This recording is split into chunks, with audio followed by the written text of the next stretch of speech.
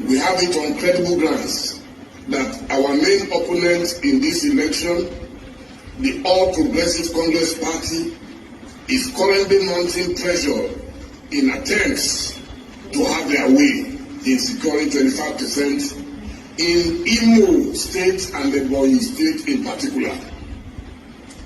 It is on the merits of this intelligence that we are calling on the Independent National Electoral Commission, INEC, to apply all necessary precautions before announcing procured results in the presidential election from these two states in particular.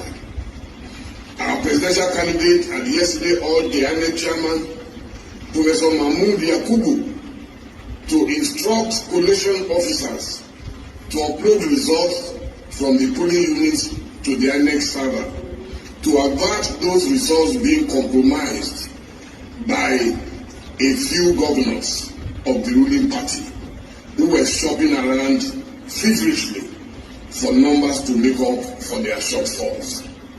As if the APC has not been able to meet the required 25% threshold and demand that INEC should not cave in to the pressures and desperation of the APC to back itself in this regard.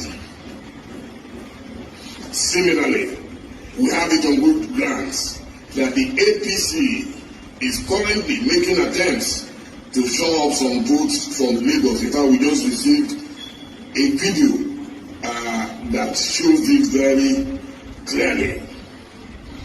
We urge the Independent National Electoral Commission to resist this pressure being mounted on them, especially in Lagos Central Senatorial District, where the People's Democratic Party is in clear lead.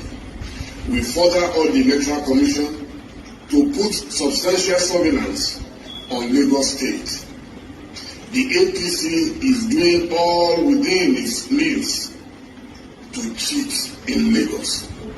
Because without Lagos, there is no pathway whatsoever for this. Is that APC has managed to control the Southwest, but they've been fatally wounded in Lagos by the Labour Party, fatally wounded, because they needed to win a huge margin in Lagos. That is now impossible. They have also been injured in Kano,